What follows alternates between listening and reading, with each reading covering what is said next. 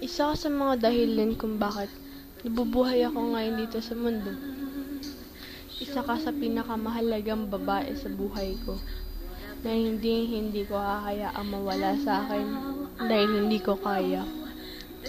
9 mo ba naman ako dinala dyan sa sinapupunan mo? Hindi pa ba sapat na pruweba yan para masabing mahal na mahal mo talaga ako? Kung pinalaglag mo ko, di wala kang cute na anak ngayon na tulad ko. Ikaw yung gigising ng maaga para paghandaan kami ng masarap na almusal. Ikaw yung kahit pagod na galing trabaho, handa ka pa rin makipagkwentuhan, kulitan, asaran sa amin. Hindi ka nga lang nanay barkada ka pa. Ikaw yung tumayong nanay at tatay sa amin. Lahat ng pagsasakripisyo para matustusan lahat ng pangangailangan namin, ginagawa mo. Isang magandang halimbawa, kapag na-ospital ako, nandyan ka para sa akin. Natataranta ka para sa akin. Lahat ng bagay, gagawin mo para sa amin. Mapasaya lang kami.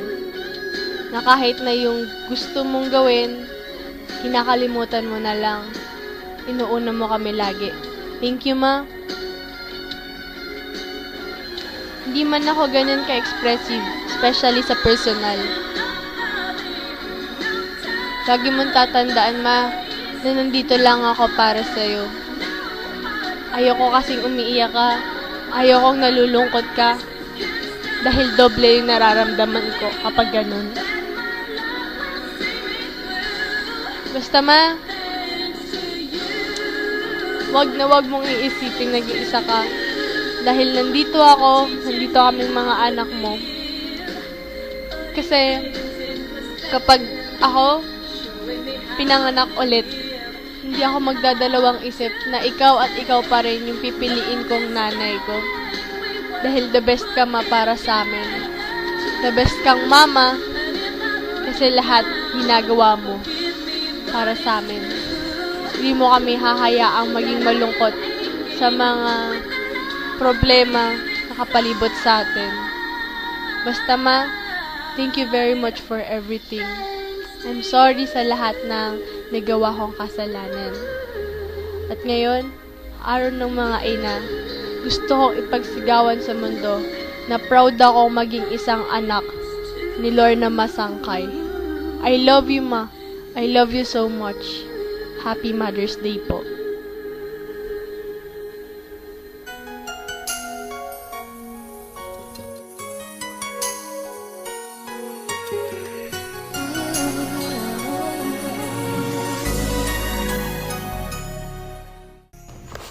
Sa pagising ko sa umaga, ikaw ang nais kong makita.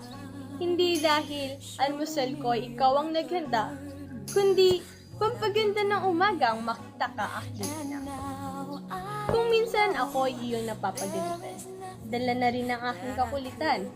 Pero lagi ka pa rin nandyan para ako iyong alalayan sa mga bagay na hindi ko pa lubusang nalalaman. Kapag ako'y may problema, lagi kang nandyan upang palakasin ng aking kalooban sa mga bagay na alam mo ako'y may kahinaan. Ako'y iyong handang suportahan sa anumang laban. Lahat ng bagay, ginagawan mo ng paraan. Pwede ka nawang tawagin Wonder Woman.